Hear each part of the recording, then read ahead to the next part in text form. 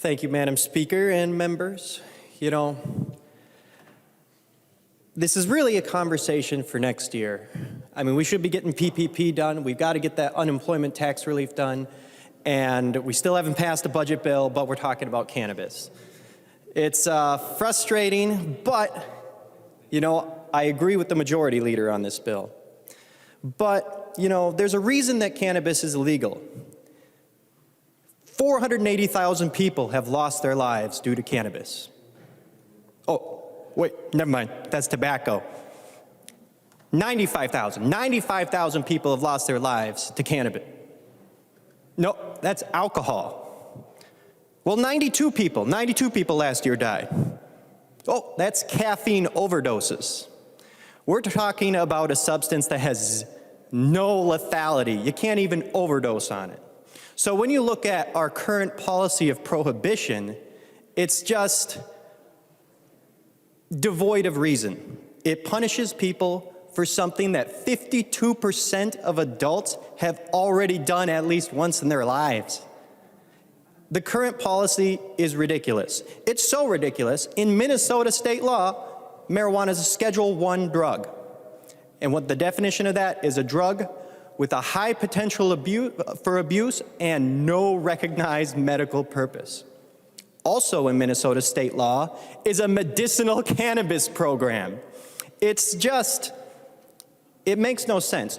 The law needs to change, and even if you don't support recreational marijuana, which is totally fair position to have, the law needs to change. People are being punished for something that is not dangerous and that people are doing already. They just might be in the wrong neighborhood or the wrong place at the wrong time, and then they end up getting punished, whereas millions of people go along about their lives using cannabis and never being punished.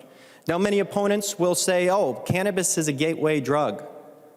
Well, by that same reason, alcohol is a gateway drug. Most people use alcohol before they'll ever touch anything harder. Caffeine also would fall under that category, and exactly what Representative Munson said is that they have to go to a dealer to get this, the people who want to use marijuana. That is what makes it a gateway drug, whereas I'd agree, puts people in a dangerous situation where they might run into law enforcement, have a bad interaction there because they're breaking the law. Also puts our law enforcement officers in a bad position. They have to enforce laws that are contradictory, which no law enforcement officer wants to be put in that position. And then we can make our communities safer by eliminating the black market. And that's the best part of the bill, is a 10% tax rate. Colorado has 30% tax rate, California is 40% plus. The black market is alive and well in those states. Now, this will never become law, and we should be working on PPP and tax relief on unemployment, but it's still the reality that this is a direction we need to go. And actually, this morning I posted on the Blaine Facebook page just to see what the people thought. I said, what do you think? Should we legalize recreational marijuana? Now, I thought it was going to be like 55% support, 45%. It ended up being 81% supporting, 19%. Now, very scientific poll, yes, absolutely, very rigorous, but it still goes to show, and I think a lot of the members nearby to me will realize that their constituents might not think the way they think. They think. So the last point I want to make is we have the increased security by getting rid of the black market, which gets rid of bad elements in our neighborhoods that we all have. But also, since states have started legalizing marijuana, we have 17 states that have recreational marijuana, 36 states that have medicinal cannabis programs. We have seen cannabis seized at the border go way down, because now we have Americans and private business owners profiting off of legal cannabis and not drug cartels who thrive in the black market. So Republicans love to talk about border security. This will help with border security. Now, that doesn't mean they should necessarily vote for this bill because, again, it's not going to become law, but I think we need to start seriously thinking about it. And this is more of a conversation for next year, next 4 years. We need to pass a budget.